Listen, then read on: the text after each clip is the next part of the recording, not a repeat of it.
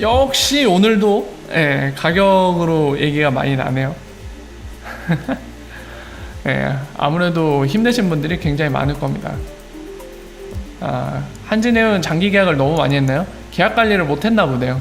그 적절히 조합을 해야 되는데 예, 그게 정말 힘든 일이죠. 예, 안 되니까 이제 망하고 뭐라고 해야 될까요? 그 비용 관리, 효율적으로 관리를 못 하니까 이제 문제가 생기는 거겠죠. 예, 제가 설명하는 동안 오신 분들 워라 반갑습니다. 어서 오십시오. 아리따운 건가요?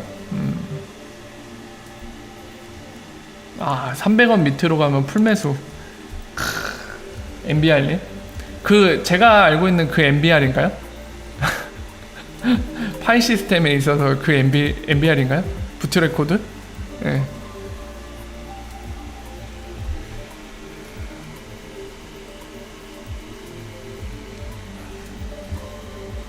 맞아요? 그러면 IT 쪽이신가 보네요. 자, 상승장 미아유님, 인도에서 디지털로 송금 시 수수료가 무료라고 하던데 8월 1일부터 시행이라고 들었는데 그래요? 그 무료로 하겠다는 업체, 그 은행이 어디죠? 전부 다인가요? 인도 전체인가요?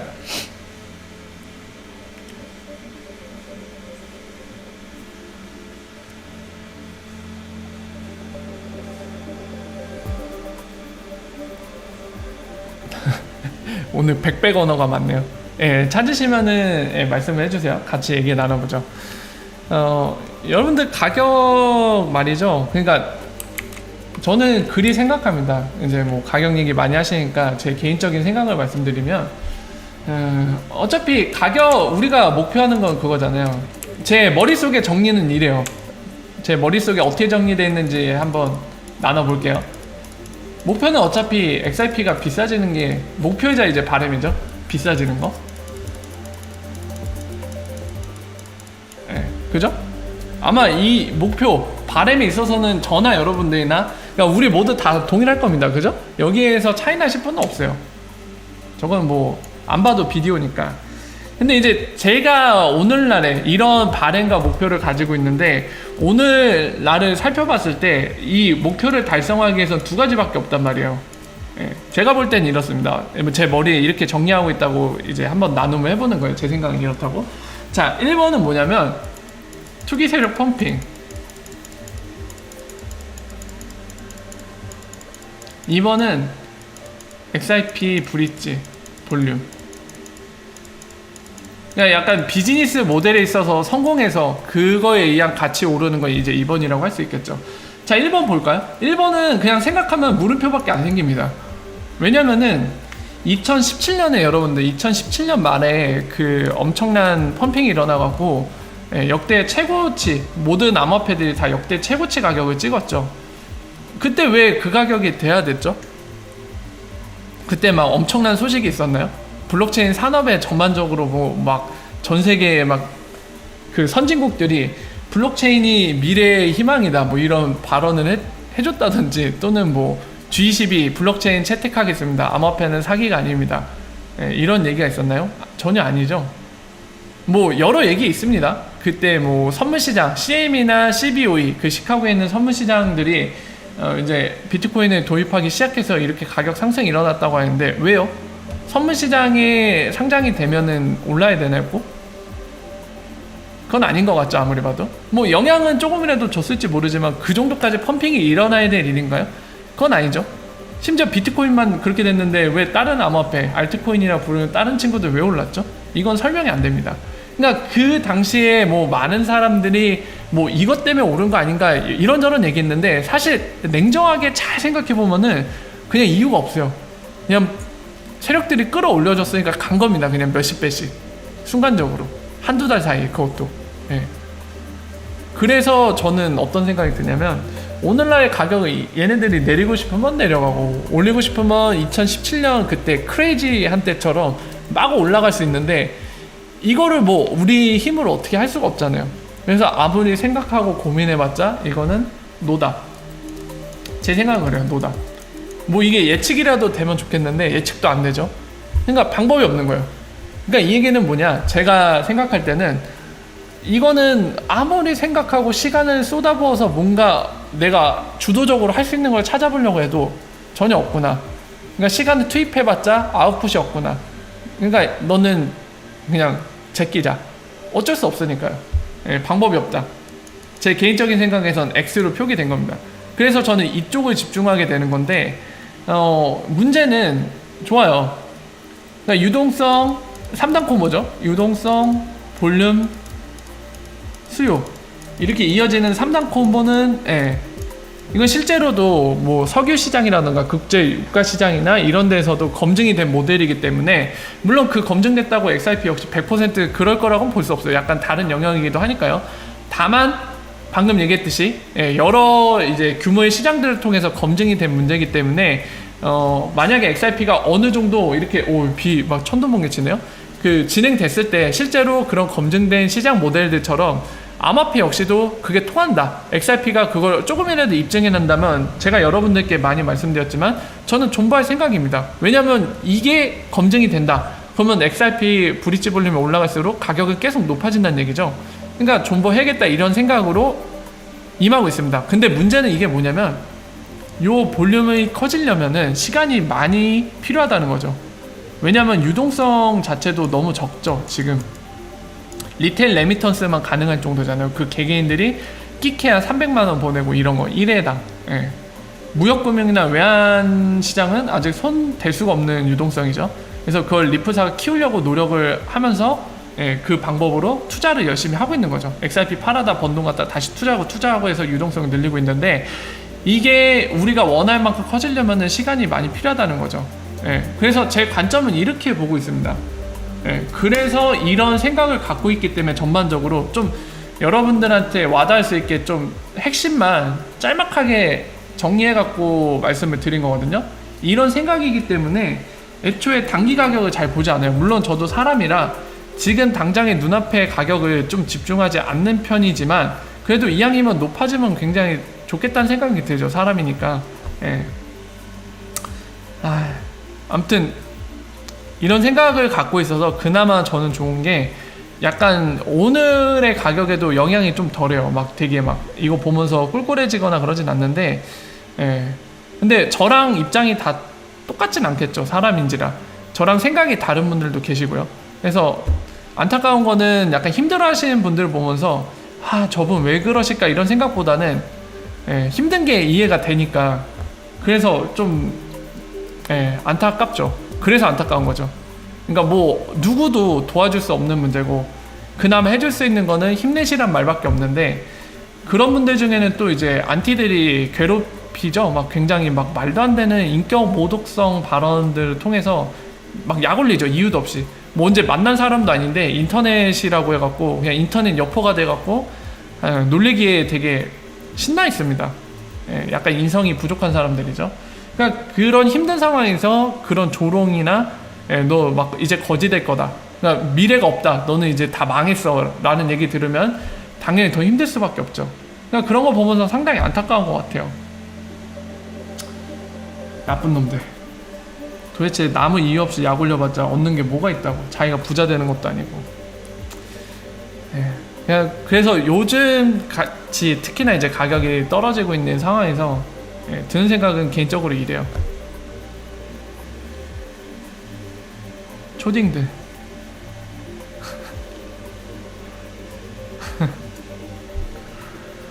예, 여러분들 그거는 분명합니다. 이거는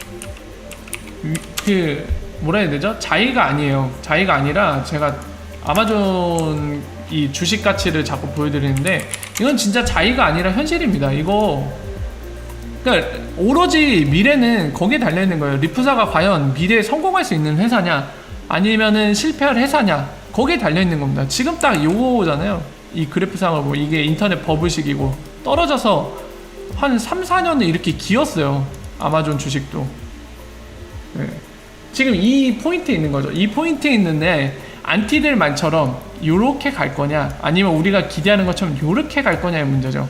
양쪽으로 다 열려있는 문제죠. 오늘날 리프사가, 예, 되게 바보같이 일하고 있는 것도 아니고, 오히려 IMF라던가 그때도 보셨지만 스위스에서 있었던 국제 통화제도 관련된 그 컨퍼런스, 웬만한 암호화폐 회사들, 웬만한이 아니라 끼지도 못했어요. 유일하게 리프사가 그 자리에 껴서 심지어 발표까지 했습니다.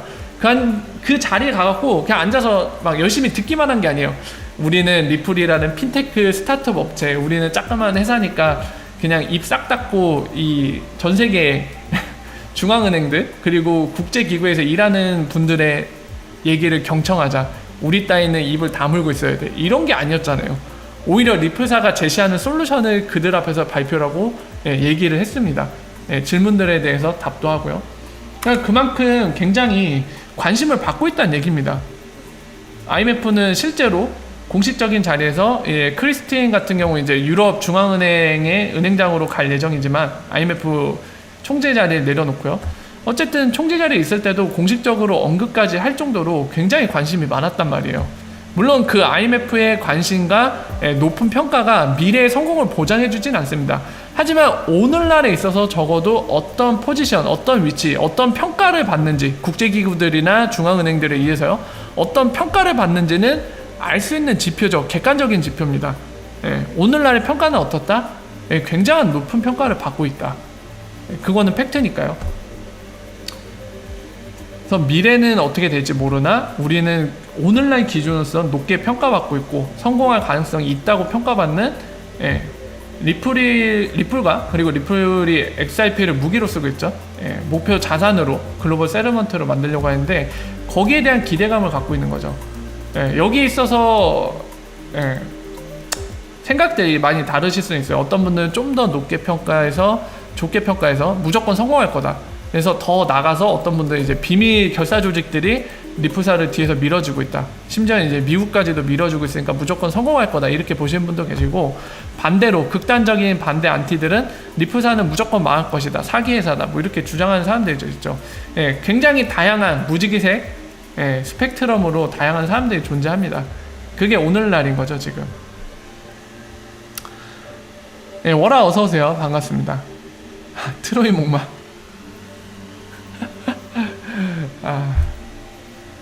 그래서 제가 제 생각은 그래요. 일단은 제 생각은 이런 상황이고 여러분들께 드리고 싶은 거는 존버하라고는 절대 못합니다. 왜냐면 미래가 알 수가 없어요. 얘네가 망할 수도 있고 성공할 수도 있습니다. 그래서 그런 책임질 수 없는 말, 확실치도 않은데 괜히 어그로 끌고 싶어서 내 유튜브 채널 잘 되자고 어그로 끌자고 막 그런 말도 안 되는 소리는 하고 싶진 않고요. 예전부터 그랬고 오늘날 역시도 그렇습니다. 단 한 번도 존버라는 얘기 한 적도 없죠 제가. 다만 그 힘들어하시는 분들을 보면서 안타까워서 그냥 힘내라는 말씀만 드리고 싶어요. 본인이 이제 믿음을 가지고 선택을 했다면 좀만 힘내라는 얘기를 드리고 싶고 만약에 본인이 판단했을 때 이게 미래가 없다고 생각하신다면 부디 피해를 덜 입고 빠져나가실 수 있기를 바랍니다. 뭐 예를 들면은 이제 리플사 또는 XRP는 미래가 없다고 판단을 했어요. 그러면 적어도 투자한 금액들을 본전 이상은 챙기고 나가실 수 있게 시기를 잘 잡아서 그저 그렇게 바랄 뿐입니다.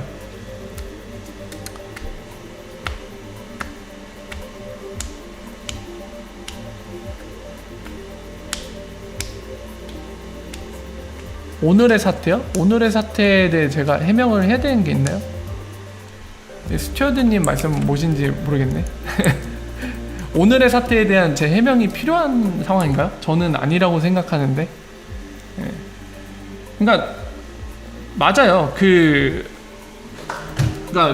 유튜버가 됐든 글을 쓰는 사람이든 그러니까 약간 무책임한 말을 난사한 분들한테도 물론 이제 믿은 분들 역시도 책임에서 자유로울 수 없다고 봐요 저는. 그렇게 막 예를 들면은 막 어떤 사람이 내일 막 지구가 멸망할 것이다 막 떠들고 다닙니다. 근데 어떤 사람은 그 사람 보면서 사이코네 이렇게 생각할 수도 있지만 어떤 사람들은 야 저 사람 선지자다 내일 지구가 멸망하나 보다 이렇게 생각하고 믿었어요. 근데 내일이 됐는데 지구가 멸망하지 않았어. 이랬을 때 그 말을 듣고 믿었던 사람이 책임이 없을까요? 그 사람도 책임이 있는 거죠. 믿으라고 강요하지 않았다면 그 사람도 책임이 있는 겁니다. 그냥 그 사람은 얘기했을 뿐이니까요. 다만 내일 지구가 멸망한다고 얘기한 사람 역시도 책임이 있는 겁니다. 그죠? 도대체 무슨 근거로? 실제로 멸망하지 않았다면 그 사람은 근거가 없었다는 얘기죠. 그냥 자기는 그렇게 믿었기 때문에 자기 생각을 마치 사실처럼 주장했다는 얘기인데, 그거 역시도 문제가 있는 겁니다. 그러니까 그 방금 말씀드린 것과 마찬가지로 실제로 유튜버든 글을 쓰는 사람이든 그런 식으로 얘기한 내일 지구가 멸망할 것이다, 그러니까 직접적으로 얘기하면 뭐 XRP 막 100불 될 거예요 막 이런 얘기했던 사람들도 책임이 있는 건 맞아요. 근데 그 얘기를 듣고 믿었던 분들 역시도 그분들한테는 약간 아픈 얘기가 될 수도 있겠지만, 그 얘기를 그냥 순수하게 믿으시고 투자를 해서 손실을 보셨다면 그분들 역시도 책임에서 자유로울 수는 없을 것 같아요. 제가 객관적으로 봤을 때는. 물론 이제 그 사람들이 강요했어요. 막 목에 칼을 들이대면서 야 믿어야 돼, 안 믿어? 그럼 너 죽어, 막 이런 식으로 협박을 했으면은 오로지 그 사람들한테만 잘못이 있지만, 그게 아니라고 하면은 양쪽 다 좀 책임이 있는 거죠. 그 문제에 있어서는. 네. 그러니까요.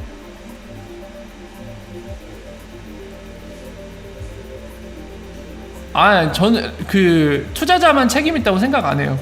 그러니까 근거 없이 막 뭐 다음 달에 XRP 100불이에요. 막 뭐 올해 연말까지 막 500불이에요. 막 이런 얘기를 하는 사람들도 문제가 있다고 봐요. 왜냐면 가격 예측이 불가능하거든요. 정말 냉정하게 생각해보면 사람이 가격 예측을 할 수가 없어요. 당연히 없어요. 그게 되면은 말이 안 되죠. 이미 떼부자죠, 그 사람은. 그런데도 불구하고 그거를 약간 사실이냐, 마치 이루어질 것처럼 얘기하는 거 역시도 문제가 있다고 봅니다.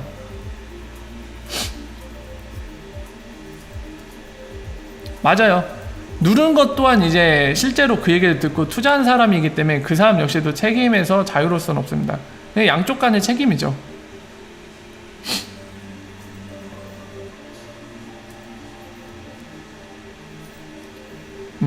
맞아요. 혜연비님이 말씀하신 거에 저도 되게 공감을 하는 게, 그러니까 그런 얘기를 할 때는 만약에 본인의 얘기를 믿어주는 사람이 많다 이랬을 때는 책임감을 가져야죠. 적어도. 왜냐면은 본인의 얘기를 귀 기울여주고 듣는 사람, 심지어는 그 말을 순수하게 믿어주는 사람이 있다는 거는 그만큼 그 사람한테 신뢰를 받고 있다는 얘기거든요. 그리고 동시에 내가 하는 말이 그 사람들한테 영향력이 있다는 얘기예요. 보통은 그런 상황이면 본인의 발언에 대해서는 굉장히 책임감을 갖는 게 맞습니다. 일반적으로는. 부담감을 느껴야 돼요. 일종의 부담감. 부담감과 그 부담감에 따른 책임감. 맞아요. 이것도 되게 복잡한 문제인 것 같아요. 이것도 동의를 합니다. 그러니까 그 본인 개개인들이 똑같은 얘기를 하더라도 선의할 수도 있어요. 좋은 의도를 갖고.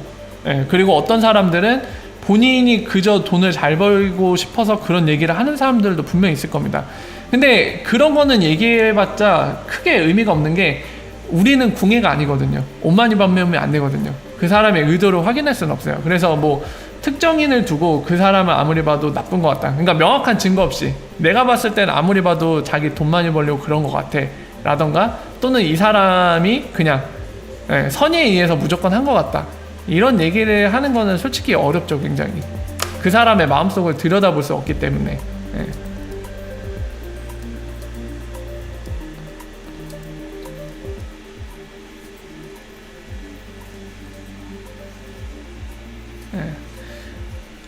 맞아요. 이런 것도 있을 거예요. 혜연비님 말에 이것도 동의하는데 있을 겁니다.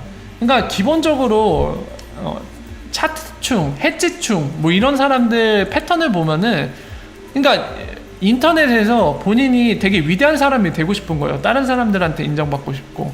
근데 저는 그런 인간적인 심리가 이해가 돼요. 왜냐면 저도 그렇거든요. 여러분들 어떨지 모르겠지만 저도 그래요. 그러니까 제가 누군가한테 제가 되게 괜찮은 사람이라고 평가받으면 기분이 굉장히 좋습니다. 그리고 최대한 많은 사람들이 저를 좋은 사람이라고 얘기해주면 좋겠어요. 그건 본능이죠. 아마 태생적으로 악인이 아닌 이상 나는 악마다 막 이러면서 누가 나를 좋아하든 싫어하든 상관없어, 나는 내가 하고 싶은 대로 살 거야, 이 극히 드문 사람이죠. 일반적으로는 누구에게나 나는 좋은 사람이고 싶은 그 심리가, 그런 욕구가 있습니다. 사람이면 기본적으로. 근데 약간 그게 좀 뭐라고 해야 될까요? 좀 왜곡된 상황? 그러니까 내가 거짓말을 해서라도, 그러니까 내가 실제로는 뭔가 대단한 사람이 아닌데 그냥 누군가를 속여서라도 아니면 허세를 부려서라도 누군가에게는 대단한 사람이고 싶다. 그 인정받음을 누리고 싶어. 약간 그런 목적에 너무 침체해갖고 수단을 가리지 않는 거죠. 예, 보통 상식 있는 사람이면 수단을 가려야 되거든요.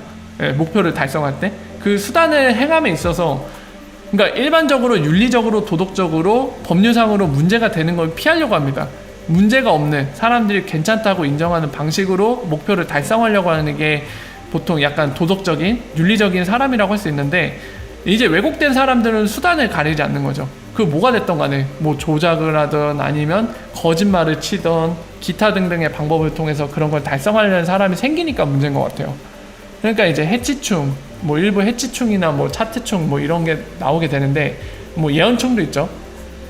광신도도 있을 테고 그냥 무조건 안티도 있을 거고요. 예, 리플 까들 그런 게 참 안타까운 것 같아요. 그런 식으로 왜곡돼서 발현이 되는 문제들.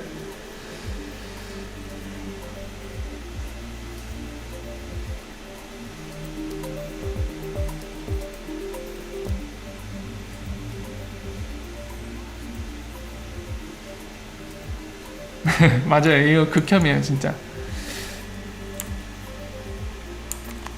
리플 신자. 자, HN님 얘기를 잠깐 볼게요. 리플이 국제송금, 세틀먼트 및 페이먼트로 사용되고 충분한 리퀴디티가 있으려면 지금보다 가격이 훨씬 높아야 될 것 같은데 이 정도로 가격이 제자리인 거 보면 정말 오랜 시간이 걸릴 것 같네요. 아닙니다. 리퀴디티의 필요 충분 조건이 가격이 아니에요. 가격이 올라야 리퀴디티가 확보되는 게 아닙니다. 가격이 아니에요. 가격은 인과관계로서 뒤따라오는 거지. 우선은 볼륨이 생기고 그러니까 이 리퀴디티를 활용하는 볼륨이 최대한 생기고 거기에 따라서 수요가 창출되면 가격이 뒤따라오는 형태예요. 인과관계로서. 이 가격의 리퀴디티를 견인해 주진 않습니다. 물론 지금 말씀드린 것처럼 리퀴디티를 통해서 이제 XRP가 브릿지돼서 볼륨이 나오고요. 그에 따라서 수요가 창출되면은 이 수요 때문에 가격이 오르는데 이 가격의 리퀴디티 상승에 도움이 되는 건 맞아요. 근데 가격이 올라야 리퀴디티가 오른다라는 명제는 틀립니다. 그거는 거짓이에요.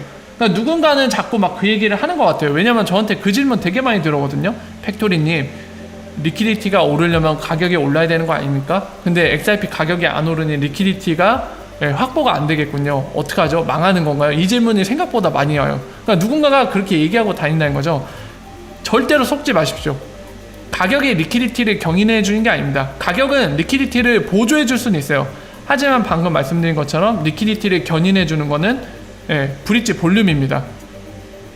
볼륨이 창출돼야지, 많이 생겨나야지 수요가 생기는 거고요. 그 수요가 가격을 올리는 거고 그 가격이 다시 돌아와서 선순환돼서 리퀴디티를 서포트 해주는 거예요. 계란 가격이 올라가니까. 가격에 리퀴디티를 올려주는 게 아닙니다.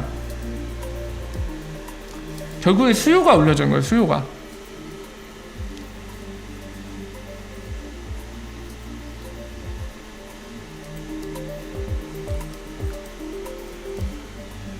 이게 진짜 어려운 거예요.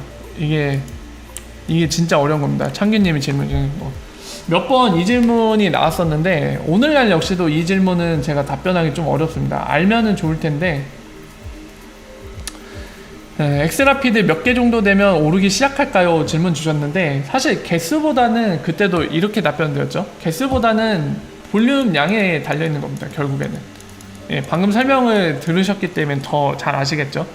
XRP가 얼마나 브릿지하는 볼륨이 되느냐에 모든 게 달려있는 겁니다. 엑스라피드 사용 업체가 적더라도 뭐 50개밖에 안 된다. 근데 이 멤버의 대부분이 막 대형급 은행이고 이 대형 메이저 은행이 뭐 무역 수출입에 쓰려고 하고 막 그러고 있다.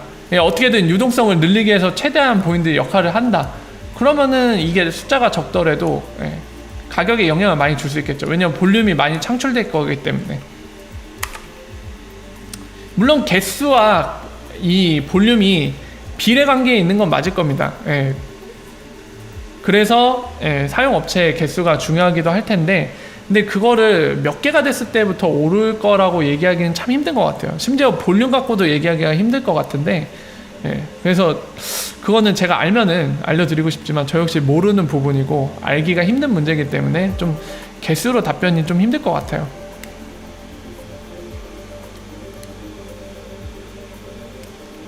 일이 한 적이 없을 것 같아요. 네, 비지님 질문인데 팩토리님은 혹시 XIP에 대해서 공부하시는 데가 이 정도면 XIP에 대해서 누가 물어봐도 잘 안다고 느낄 때까지 얼마나 많은 시간이 걸렸어요? 라는 질문 주셨는데 글쎄요, 그거를 딱히 언제 느꼈다라고 얘기하기 좀 힘드네요. 그냥 그런 것 같아요. 그러니까 어느 순간에 마치 제 XIP에 대한 지식이 이렇게 는다고 가정했을 때 이런 방식으로 딱 이 시점에 이 정도면 잘하는 거겠지 이게 아니라 그냥 이런 것 같아요. 유튜브를 통해서 하다 보니까 기존에는 제가 약간 커뮤니티에서 글을 올리는 형태로 했거든요. 근데 글을 올리는 거는 보통 누군가가 질문을 줘서 거기에 대한 답변을 하는 게 아니라 그냥 제가 공유하고 싶은 정보를 단방향으로 알려드리는 거잖아요. 그러니까 누가 궁금하다는 그런 내용을 피드백을 줘서 거기에 대한 답변을 하는 게 아니라 제가 일방적으로 중요하다 그리고 공유하면 좋을 것 같다는 내용을 글로 적는 거잖아요. 그러니까 그때는 사실 피드백이 거의 없었기 때문에 그때는 못 느꼈고 이제 여러 가지 일련의 사건, 제가 전에 얘기했던 일련의 사건 때문에 커뮤니티에서 나와갖고 이제 유튜브 채널을 운영해서 제 얘기를 듣고 싶어하는 그리고 저와 대화하고 싶어하는 사람들이 모일 수 있는 장소를 마련해서 이렇게 하고 있는데 오늘날처럼요. 이 유튜브를 운영하고 나서 방금 비지님이 질문 주신 거를 느끼기 시작했어요. 왜냐면은 글이랑 다르게 이렇게 라이브 스트리밍으로 하니까 저한테 실시간으로 질문을 주시잖아요. 근데 질문을 주셨을 때 제가 답변을 드리면서 어느 순간인가 그걸 느낀 것 같아요. 막힘없이 답변이 가능하네 내가. 애초에 유튜브 채널 시작할 때 막 따로 걱정 같은 거 안 했거든요. 그러니까 이게 라이브 스트리밍이면 소통을 하잖아요. 피드백을 받고 누군가는 나한테 막 이것저것, 그러니까 라이브니까 제 예상을 벗어난 질문을 할 수 있는데 사실 그런 거 막 걱정도 안 했어요. 걱정도 안 하고 일단 진행을 했는데 막상 해보니까 여러분들이 궁금하신 거에 대해서 제가 웬만한 거 다 답변이 되는 거죠. 물론 답변이 불가능한 부분도 있겠지만 제가 아는 범위를 벗어난 것들, 특정 분야, 법이라던가 이런 쪽으로 가면 잘 모르니까요. 어쨌든 뭐 그런 디테일이 있긴 하지만 XIP나 리플에 관련된 것이면 다 답변이 가능한 거를 보고 내가 그래도 이제 XIP와 리플에 대해 웬만해서는 다 아는구나, 그런 걸 좀 많이 느끼게 된 것 같아요. 목소리 들어오셨다고요? 헐, 탈모 샴푸. 이제 라일락님이 저 접으라고 하시는데요. 감사합니다. 네, 내일부터 접도록 하겠습니다. 오늘이 막방.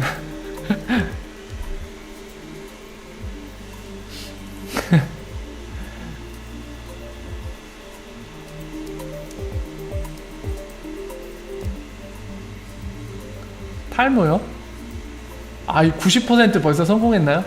그러면 참 다행이겠네요.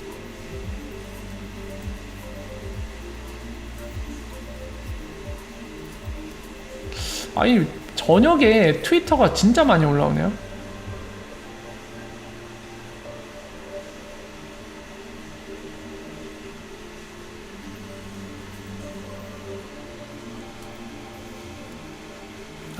합방?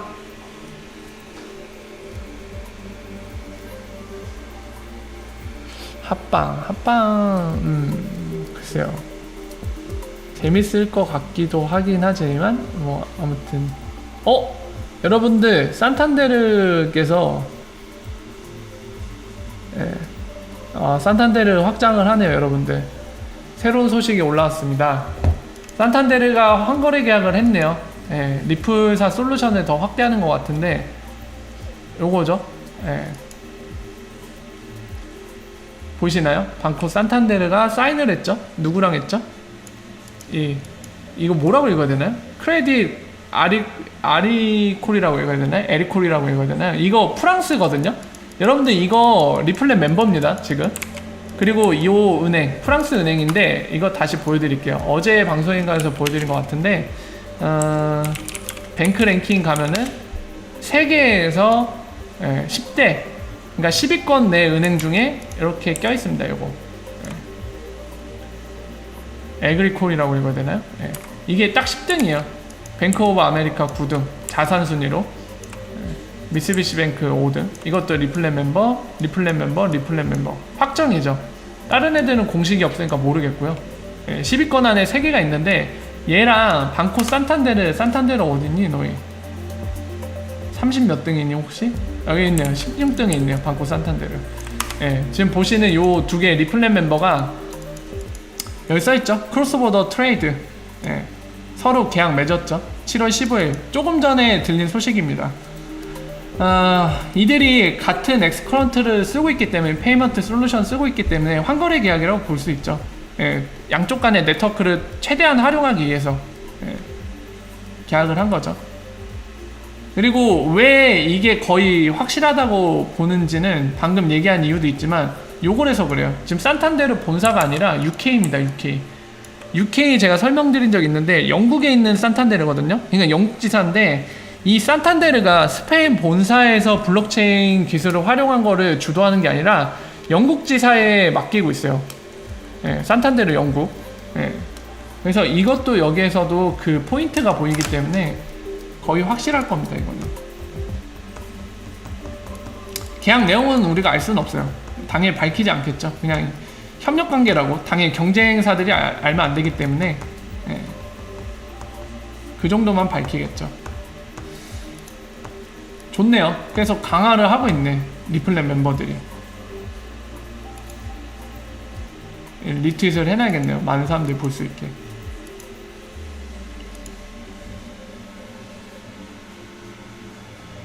아유, 또 어그로님께서 오셨네. 아니, 아이디를 몇 개를 파서 오는 거야 이거 도대체. 자, 안녕히 가시고요. 잘 가요.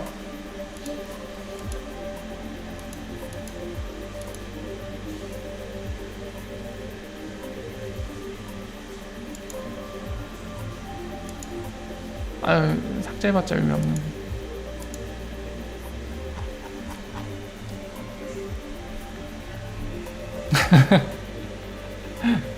아니, 도대체 왜 이렇게 관심병이 많죠?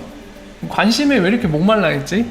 주변에, 여기 안 와도 주변에 친구들 많으면은 주변 사람들한테 관심 받으면 되는데 왜 굳이 인터넷 공간에 와갖고 알지도 못하는 사람들, 그러니까 얼굴 대면하지도 않아본 사람들이잖아요. 그런 사람들한테 관심, 그것도 좋은 쪽도 아니에요. 약간 뭐랄까요, 변태성이 있는 건지, 분명히 그런 말 하면 욕먹을 거 뻔히 아는데도 불구하고 그런 얘기를 함부로 해갖고 욕을 먹고 가죠. 안타깝습니다. 아이고야. 그러니까요, 안타까워요. 얼마나 관심 받고 싶으면 이렇게까지 하는지도 어떻게 보면 좀 이해는 되는데 왜 다른 사람들을 기분을 안 좋게 하면서 굳이 그래야 되나 싶기도 하고 안타깝습니다.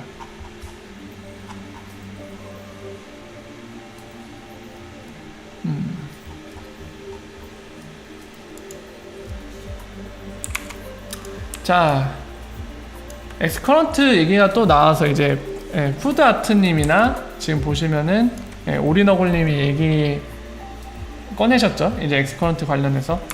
자, 그 몇 가지 말씀을 드릴게요.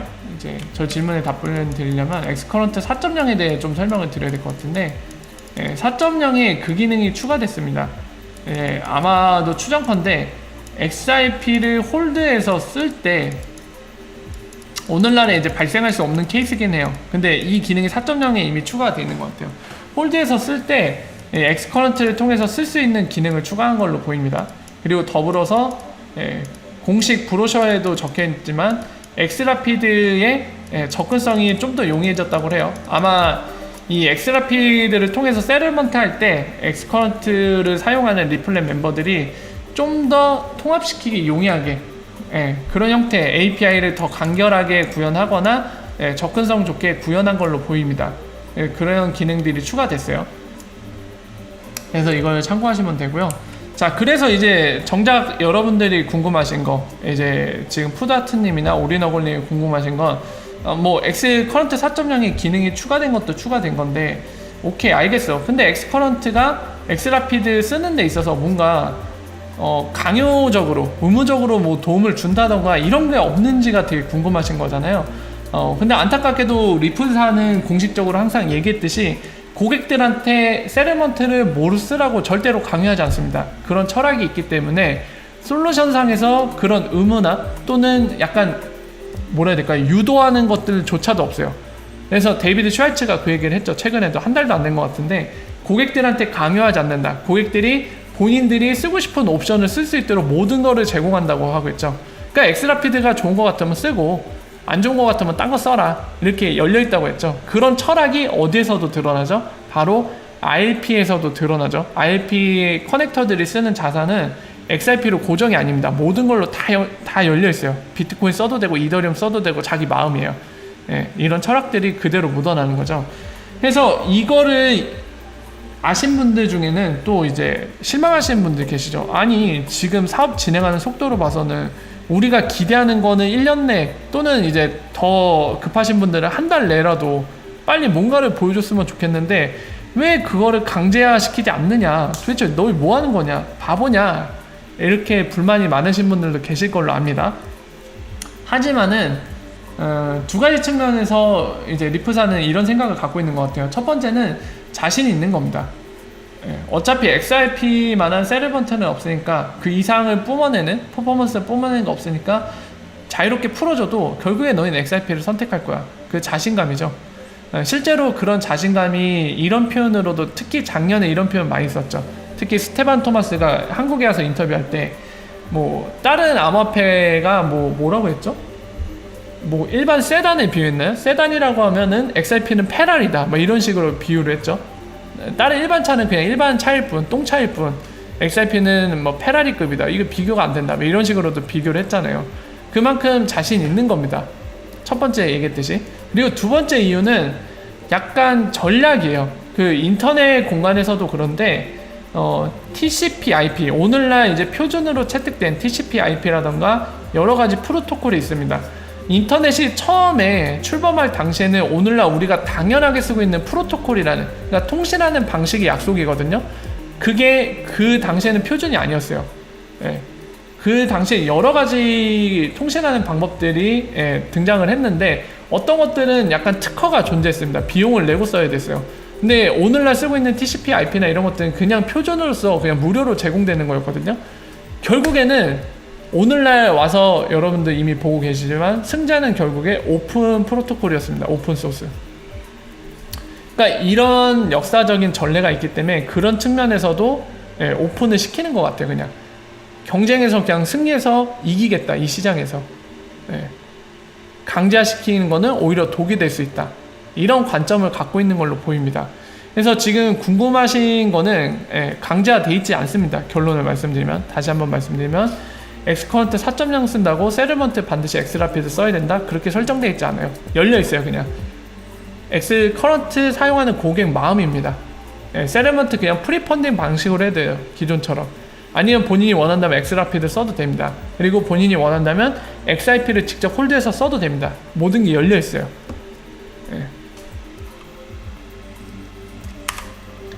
그래서 이 설명으로 어떤 건지 좀 아마 이해가 되셨을 거라고 봅니다. 리트윗한 거요? 리트윗한 거 어느 거요? 방금 제가 리트윗한 거요? 어떤 거를 말씀하신 거죠? K님이 좀 찍어주세요.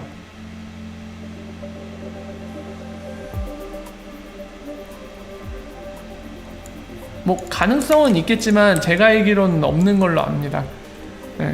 창희님 질문 주신 거는 제가 아는 범위에서 국민이나 농협 없는 걸로 알고 있습니다. 뭐 가능성이 아예 없는 거 아니죠? NDA니까 우리가 모를 수도 있고요.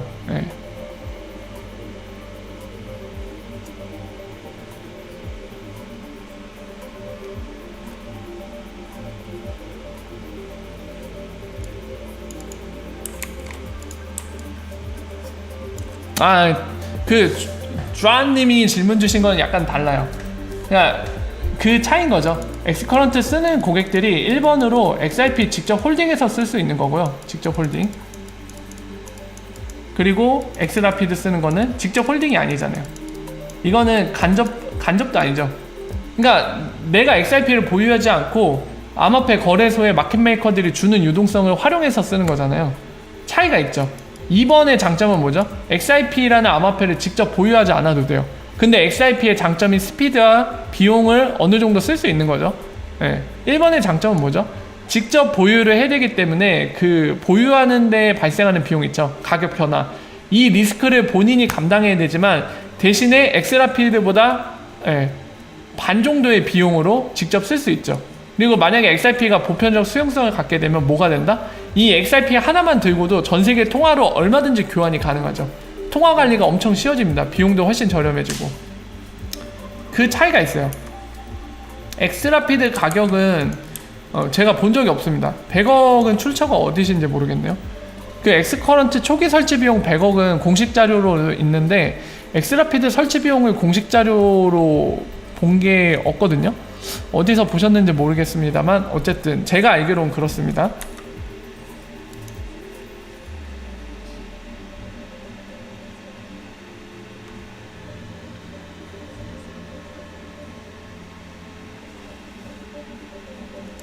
아, 태그 걸린 거요?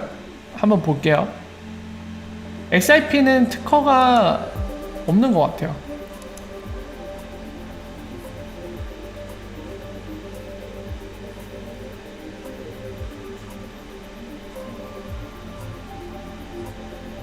아, 이거는 입금을 했다는 거 같죠? XRP를? 네.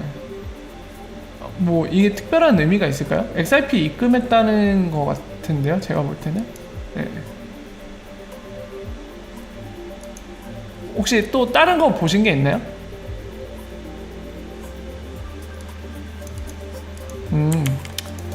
재영기님이 질문 주신 거 답변 드릴게요. 특허는 없어서 클론을 만들 수는 있어요. 근데 XRP의 파워는 어디 있는 거죠? 그러니까 오늘날에도 이미 다른 암호화폐 회사들이 본인들 기술 버리고 XRP를 채택을 할 수가 있습니다. 예, 왜냐면 오픈소스로 다 열려있기 때문이죠. 근데 중요한 건 뭐냐면 이코시스템이에요.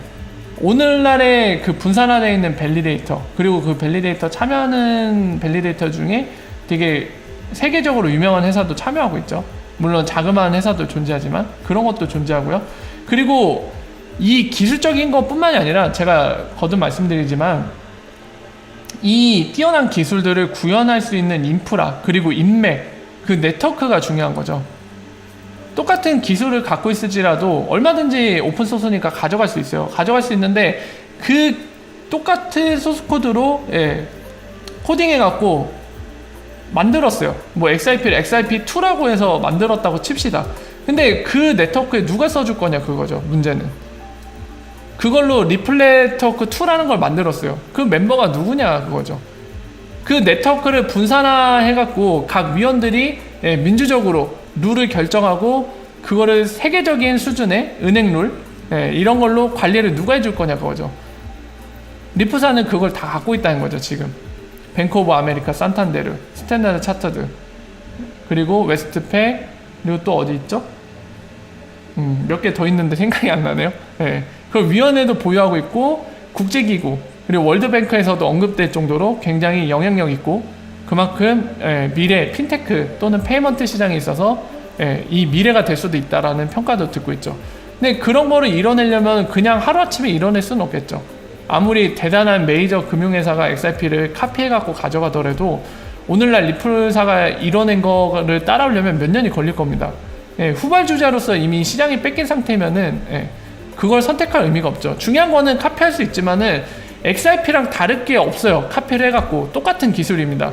근데 이제 와갖고 뒤늦게 출발하는데 똑같은 기술인데 그거를 막 우리 리플 네트워크 2 만들었으니까 여기에 참여해주세요 하는데 거기에 참여할 이유가 있나요? 이미 많은 멤버들을 보유하고 있는 리플 네트워크 가는 게 낫지. 똑같은 건데. 그렇지 않나요? 그러니까 당연히 그거 카피에다 쓰는 업체가 없겠죠. 왜냐하면 자폭일 테니까요. 뒤늦게 똑같은 기술을 쓰는 거는 자폭이죠. 리프사가 이뤄놓은 것들을 따라가는데 시간이 오래 걸립니다.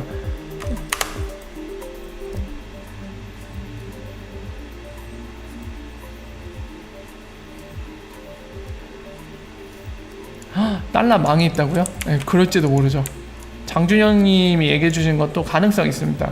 자, 이런 얘기예요. 10년 뒤엔 달러 망이 있을 것 같은데요. 미국서 양적 완화 하려고 발악 중이던데 지금 일단 금리부터 내리고 제로 금리 후나 제로 금리 전에도 양적 완화 병행할지도 모르죠. 이런 얘기 주셨는데 뭐 복잡하게 갈 필요 없이 가능성만 보면은 가능성은 있는 얘기입니다. 왜냐면 미국이 달러가 기축이 되기 전에 영국 파운드였어요. 그 당시에는 영국 파운드가 기축이었습니다. 근데 오늘날에 패권이 넘어간 거죠. 미국 역시도 이러한 일이 발생할 수 있겠죠, 당연히. 어느 나라가 될지 모르겠지만 실제로 뭐 패권이 넘어갈지는 모르겠는데 가능성이 닫혀 있는 건 아닐 겁니다. 영국이 그랬듯이 말이죠.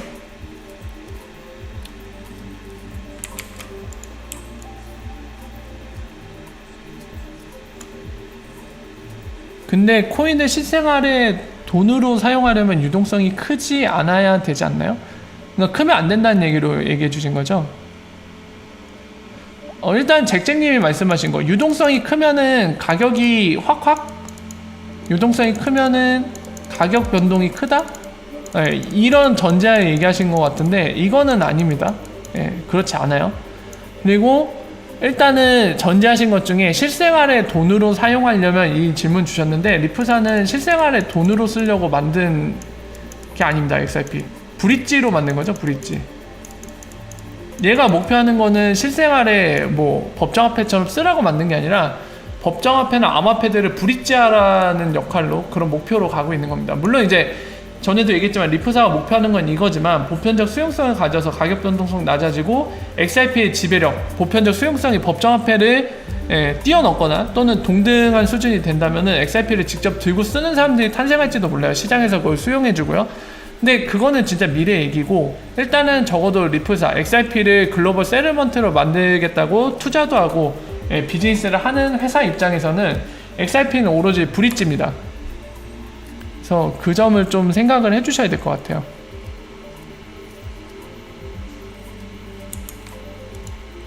대기업이요? 시게이트 투자로 참여했는데 시게이트뿐만이 아니라 그리고 은행 관련된 거라 지금 대기업들이 직접 막 그렇게 직접적으로 뛰어들 필요는 없죠. 금융기관들이 뛰어든다면 뛰어도 되겠죠.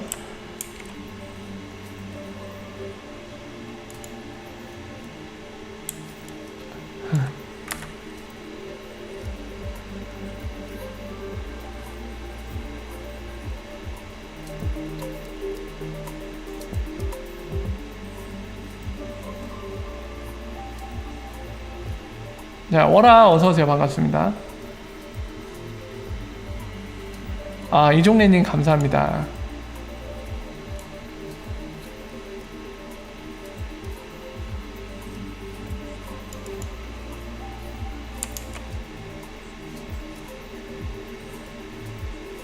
TNT님이 이런 의견을 주셨는데 이것도 답변 드릴게요. 자, 기업들이 엑스라피드를 써도 기관들은 거래소에서 구입하지 않고 리프사에서 구매하는 걸로 알아요. 그런 개인들이 들고 있는 거는 현실적으로 가격 오르는 시점이 리프사 물량 없어질 때쯤 아닌가요? 하시는데 그렇지 않습니다. 리프사 공식 영상을 통해서 제가 말씀드릴게요. 기업들은 XBR라는 솔루션, 기업들 대상으로 타겟팅하는 솔루션이 XBR거든요. 근데 지금 말씀하신 것처럼 그런 구조가 아니라 은행의 파이프라인을 이용하는 겁니다. 결국 XBR는 이걸 보시면 돼요. 보시면 How Replay Works라고 돼 있잖아요. 리플레이 어떻게 작동되는지 리프사가 동영상으로 만든 건데 이거 보면은 금방 답이 나옵니다. And cost effective. Yet today's global transactions fall far short of those expectations. That's because the current payment that can provide a better. Second, with bidirectional payment, certain liquidity through cost is required to make global small banks and other payment providers. 보이시죠? They can use our product XVIA, which is a standardized API-based interface to originate payment. 이게 핵심이에요. 리플렛에 접근할 수 있는 API. 표준 API. 이게 핵심이고 이어서 볼게요. Through their banking partner. Through the standard interface of XVIA, network users can benefit from all the capabilities that RippleNet brings. They can access across networks globally. They can send payments on demand in real time. They can attach rich data like invoices to any payment. and they can gain complete visibility into payment status and delivery timing. So 조금만 앞으로. 자, 보시면은 이제 설명은 들으셨죠? 우리가 잘 아는 온디맨드 리얼타임이고, 아까 얘기했듯이 원 스탠다드 API라고 얘기했죠. 이 리플렛에 접근하는 API 역할을 해주는 게 엑스비아입니다. 그래서 요 그림 보이시잖아요. 이게 기업 그림이에요. 그리고 이거는 소형은행, 스몰뱅크. 리플렛 멤버는 될 수 없고, 하지만 리플렛의 장점을 쓰고 싶은 이 스몰뱅크, 이 은행 그림이고요. 마찬가지로 기업이죠. 이런 형태로 쓸 수 있다는 거죠. 이거는 이제 엑스라피드 쪽도 쓸 수 있다는 거죠. 거래소 역할을 하는 것도. 또는 이제 미래에 가서는 이게 이 역할, 유동성 공급하는 역할을 이제 은행도 할 수 있게 됩니다. 약간 역할에 있어서 겹칠 수도 있어요. 동시에 할 수도 있고요. 자, 어쨌든 XBR을 이렇게 쓰게 되면 여러분들 중요한 건 뭐냐면요. 어디에 연결되어 있는지 잘 보셔야 돼요. 이 리플렛 멤버라고 부르는 은행들, 이런 데 연결되어 있거든요. 또는 XBR을 통해서 머큐리 FX가 그런데 이렇게 엑스라피드를 바로 쓸 수 있는 거죠. 그래서 아까 질문 주신 거 보면은 다시 돌아와 볼까요? 아까 질문 주신 게 기업들이 엑스라피드를 써도 기관들은 거래소에서 구입하지 않고 리프사에서 구매하는 걸로 알아요 말씀하셨는데, 엑스라피드 자체가 리프사한테 XRP를 구매하는 게 아닙니다. 엑스라피드 자체가 암호화폐 거래소에 있는 유동성을 쓰는 거기 때문에 지금 말씀하신 것과 좀 달라요. 그리고 엑스비아는 아까 보신 것처럼 기본적으로 리플렛 멤버들을 활용하는 방식이기 때문에 전적으로 그 방식은 본인이 사용하는 리플렛 멤버한테 달리는 겁니다. 만약에 리플렛 멤버가 XRP를 직접 홀드해서 쓰는 방식으로 세르먼트 해주는 거면은 그 방식으로 처리가 되는 거예요. 만약에 엑스라피드를 쓰는 리플렛 멤버를 통해서 간다, 그 파이프라인 통해서, 그러면 엑스라피드로 처리가 되는 겁니다. 그래서 그 부분을 생각하시면 될 것 같아요. 아까 답변 드린 거 말씀하신 게 맞습니다. 리프지가 모르겠어요. 언제 나오는지 커밍순이라고 박아놨는데 안 나옵니다. 언제 나올지 모르겠어요.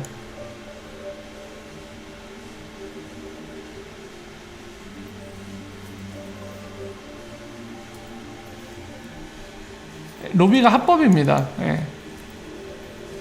아이고 넘어갔네.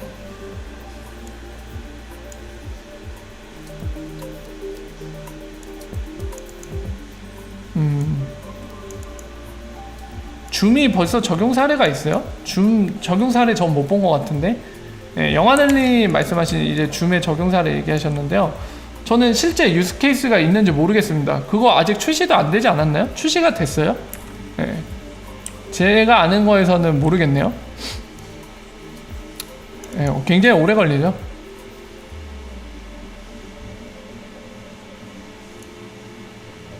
오, 영국이네요.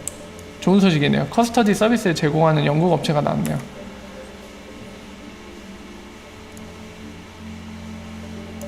이것도 저도 동의해요. 얼마든지 열려있다고 봅니다.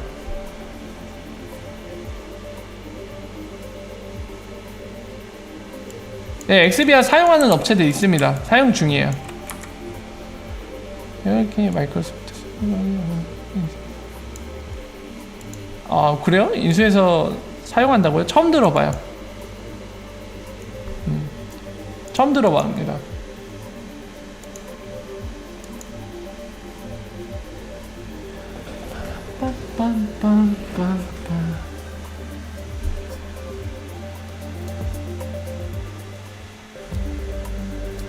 어허, 그렇군요. 리트.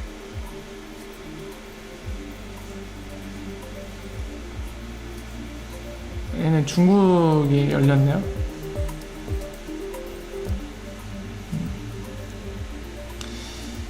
자,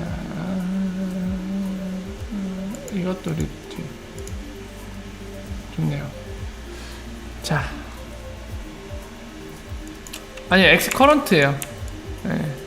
UAE 익스체인지는 엑스커런트입니다.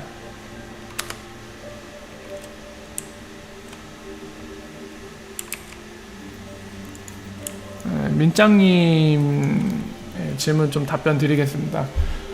해외 송금할 때 은행 보유 XIP를 보내는 건가요? 아니면 시장에서 매수해서 보내고 매도하는 그런 식인가요? 저번에 둘 다 말씀하셔서 어느 건지. 엑스라피드라는 솔루션이 있어요. 이 솔루션은 그냥 보유하지도 않는 겁니다. 그냥 암호화폐 거래소에서 거래되는 걸 통해서 가는 거예요. 왜 이런 방식의 솔루션을 만들었는지는 여러 가지 이유가 있지만 1번은 직접 보유하는 거, XRP 보유 리스크를 전가시키는 겁니다. 어디에다가? 암호화폐 거래소와 마켓메이커들한테. 그래서 약간 부담을 덜 주려고 한 거예요. 엑스라피드 쓰는 뭐 금융기관들한테. 이 이유도 큰 이유 중에 하나고요. 두 번째는 유동성 문제 때문입니다.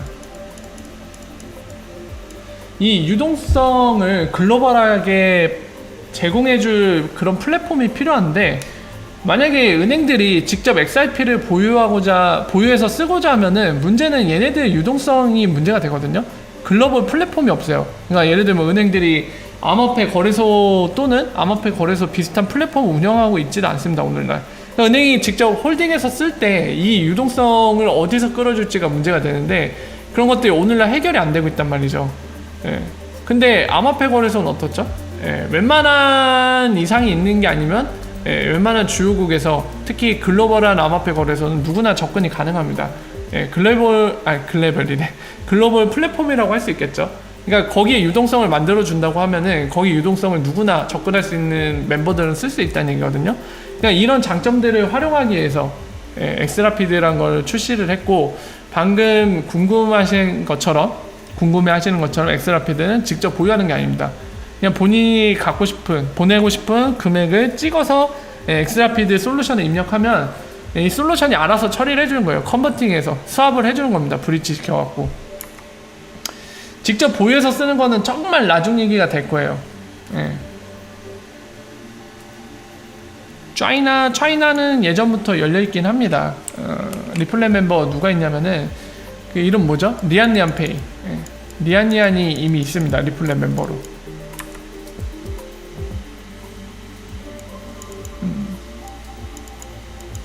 유동성은 항상 중요해요. 그러니까 유동성이라는 단어의 일반적인 의미가 그거거든요. 전에 잠깐 말씀드렸지만 어떠한 특정 자산이 있으면 거의 현금화 바로 다른 자산과 쉽게 바꿀 수 있는 거, 내가 원할 때 바로 바꿀 수 있다? 그건 유동성이 높은 상태라고 보통 표현을 하거든요.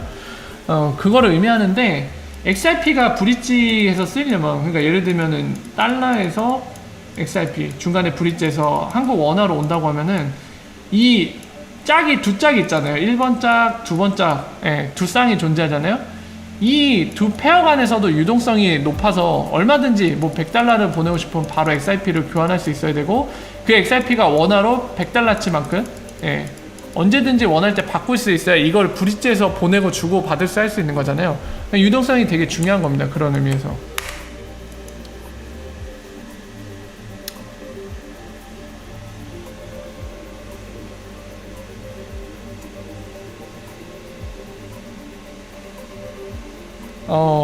그게 될까요?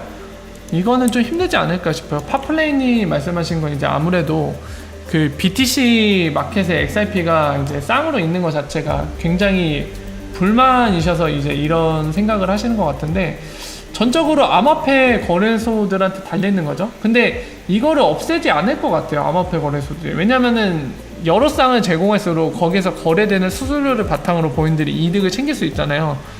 그래서 안 없애지 않을까 싶습니다. 이미 만든 거는 무조건 유지를 할 것 같거든요, 웬만해서는.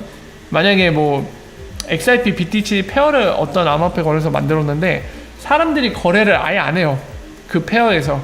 그러면 뭐 이제 없앨 수도 있겠죠, 그런 경우에는. 근데 거래가 어느 정도 일어나고 있다, 그것 때문에 본인들이 수익을 올리고 있다, 그러면은 안 빼겠죠.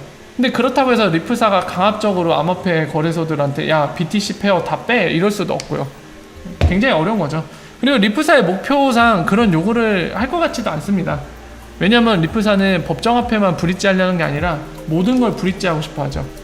그래서 모든 페어가 탄생하길 바라고 있을 겁니다.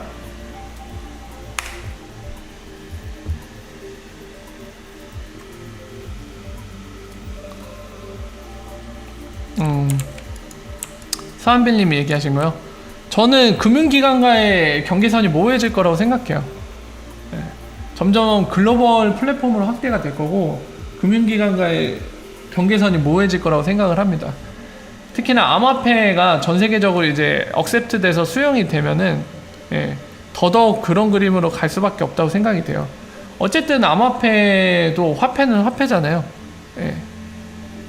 만약 얘네가 커머디티 상품으로 취급되면 또 모르겠는데 본인이 달고 있는 그런 네임대로 크립토 커런시로서 계속 가게 된다. 그러면은 예, 경계선이 모호해질 가능성은 더 높아질 거고 만약에 에셋으로 가게 되면은 예, 또 다른 그림이 나올 것 같아요.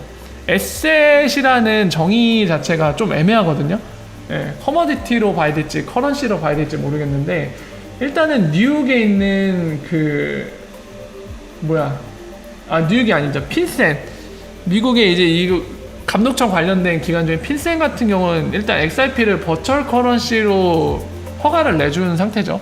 일단은 커런시는 커런시입니다. 거긴 또 근데 일본 법은 또 크립토 에셋이라고 정의했단 말이에요. 그러니까 아직 각 나라 간의 관점이 살짝 달라요. 네. 그리고 영국 같은 경우 최근에 소개시켜드린 영국 FCA 같은 경우는 또 토큰이라고 분류를 하고 있죠. 토큰. 네. 그게 단어 선택 차이도 있긴 하지만 그 단어 자체가 의미하는 바가 있기 때문에 그런 관점이 약간은 다르다는 느낌도 예, 단어 선택에서 이제 알 수가 있는데요.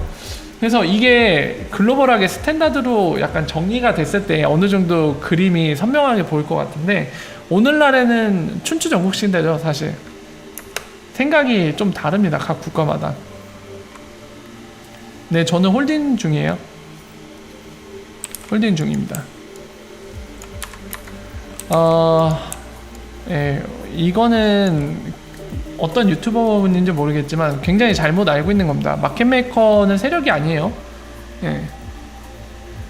물론 세력이 마켓메이커 역할을 할 수 있지만 그렇다고 마켓메이커가 이꼴 세력이다? 그거는 굉장히 잘못된 논리죠. 예. 그러니까 예를 들면 이런 거랑 똑같을 것 같아요. 어떤 비유를 할 수 있을까요? 약간 부분 집합에 속하는 거를 그 두 집합을 이꼴이라고 얘기하는 것과 똑같은 상황인데 뭐가 좋을까요? 여러분들한테 좀 확 체감이 될 만한 비유 뭐가 있을까요? 뭐가 좋을까? 떠오르는 게 없어갖고 그냥 있는 그대로 설명할게요. 그러니까 세력이 있으면은 세력이 할 수 있는 게 많이 있잖아요. 마켓 메이커 역할 하는 것처럼 오더북을 잔뜩 쌓아두고 예, 스프레드 차이만큼 수익을 취하는 이거를 하려고 할 수도 있어요. 얼마든지 할 수 있죠. 근데 보통 세력은 기본적으로 컨셉이 뭡니까? 저가에 사서 비싸게 팔자잖아. 저가에 사서 비싸게 팔자. 예. 이거랑은 좀 안 맞죠? 마켓메이커는 그게 아니거든요. 마켓메이커라는 거는 지금 현재 가격에 따라가는 게 아니라 현재 가격이 뭐든 간에 그 시장 가격 형성된 거에 있어서 스프레드 차이만큼 아래쪽에는 시장 가격보다 저렴하게 산다고 주문을 걸어놓고 그리고 위쪽에 매도하는 주문에는 시장 가격보다 비싸게 판다고 이제 주문을 걸어놔서 본인들이 제공하는 유동성을 통해서 교환을 하는 거래를 하는 사람들 통해서 이 스프레드 차이만큼 수익을 챙기는 게 마켓메이커거든요. 예. 그 마켓메이커의 정의를 정확하게 알고 있다 라고 하면은 그렇게 얘기를 당연히 안 하겠죠. 아마 모르셔서 그렇게 얘기하는 것 같아요.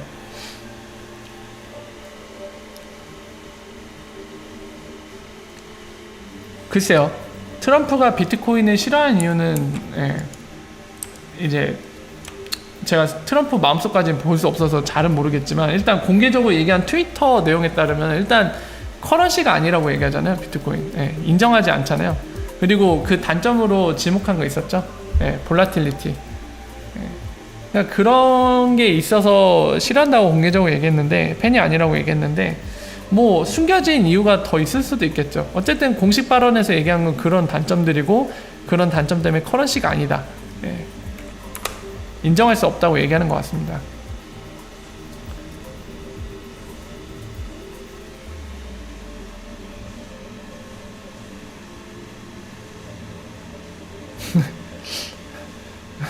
요즘 어그로분들 많이 오는데 채널 주소지를 잘못 찾는 것 같아. 자, 뒤에 어그로분들, 우리 안티분들, 밑도 끝도 없는 안티분들 자꾸 오셔갖고 거듭 말씀드리지만 제 채널은 리플 찬양 채널이 아닙니다. 여기에는 객관적인 정보를 공유하는 채널로서 무조건 찬양할 생각도 없고 그렇다고 무조건 깔 생각도 없어요. 만약에 무조건 찬양자들이 싫다고 하면은 주소지를 굉장히 잘못 찾아오신 거니까 다시 한번 생각해 보시고요. 그리고 이 안티분들 일일이 제가 몇 번을 상대를 해주려고 했는데 논리적인 대화가 불가능한 관계로 시간 절약을 위해서 여러분들은 과감하게 퇴출시키겠습니다. 본인이 원하는 채널은 다른 데 있으니까 알아보시고요. 이 정도까지 설명해 줬으면 굉장히 친절하다고 생각이 되어집니다. 안녕히 가시고요.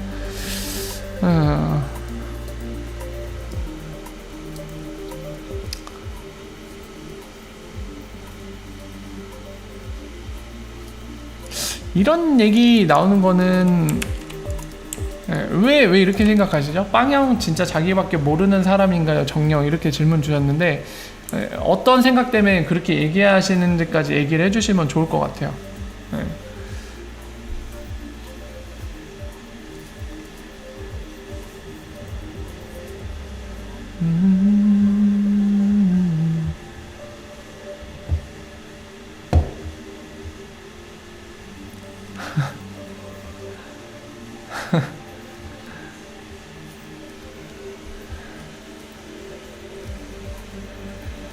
자, 어쨌든 오늘도 굉장히 짧게 하려고 했는데 오늘도 한 2시간 찍어가는 것 같네요. 오메 거의 2시간 다 됐네. 자, 일단은 어그로분이 하나 던지고 가서 제가 말씀드리는데요. 일단 리프사가 달별로 최대로 판매할 수 있는 거는 이번 달 한번 볼까요? 이번 달 한번 보시죠. 그럼 얼마나 지금 넘겨놨는지 한번 보죠. 뭐 리프사 실드 쳐줄 생각도 없고 몇 개 파는지는 뭐 퍼블릭 블록체인이라 조회하면 나오는 거기 때문에 그냥 있는 그대로 받아들이면 되죠. 그 사실을 확인을 하고 개개인이 판단하는 건 모든 사람의 개개인들의 자유입니다. 그거는 뭐 각자의 판단에 맡기고요. 야! 조회가 안 되다니 세상에 이렇게 해야 되나? 아, 이것도 아니네. 허허, 참. 잠깐 검색 좀 할게요. 요거다. 찾았다.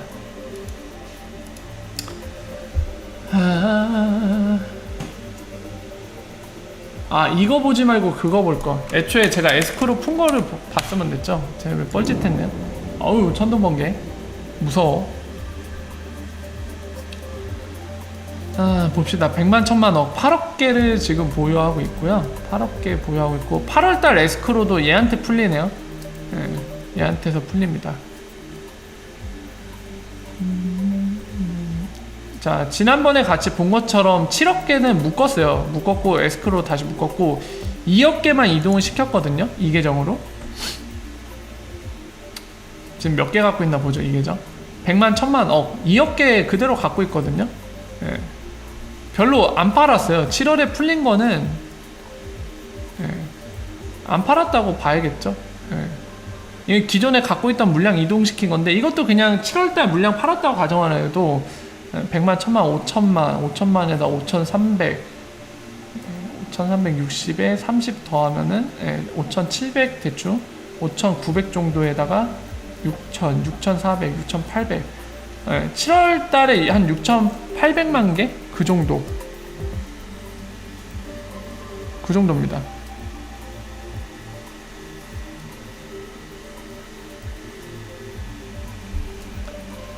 이거는 저도 궁금하네요. 안 판 건지 못 판 건지 궁금한데 저 역시도 궁금합니다. 근데 그거는 확인할 방법이 없어서 달리 방법이 없네요. 7월 1일부터 7월 10일까지 해서 판 거는 중순까지 판매한 거는 대략 한 6,800만 개 정도. 지금 보신 것처럼 이게 조회가 돼요. 조회가 되는데도 우리 리플 까님들께서 관심을 받고 싶으셔서 그런 건지 이유는 정확히는 알 수 없지만 밑도 끝도 없이 그냥 한 달에 10억 개씩 판다고 말도 안 되는 소리라는데 그거는 아니죠. 그죠. 앞뒤가 없어요. 그냥 그래서 대화가 안 되면은 그냥 상대를 안 해주는 게 답인 것 같아요. 이렇게 정확하게 조회가 되는데도 그냥 보기 싫어서 그런 건지 인정하기 싫은 건지 알 수가 없습니다. 오! 야우. 좋네요. 삼성페이가 대출이랑 크레딧 카드 서비스 이거 인도에서도 한다네요.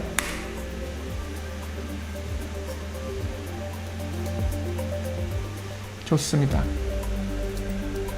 자, 그래서 여러분들 오늘은 여기까지 하고 좀 마무리를 할까 합니다. 사실은 오늘 1시간만 하려고 했는데 얘기를 하다 보니 또 2시간 가까이 됐네요.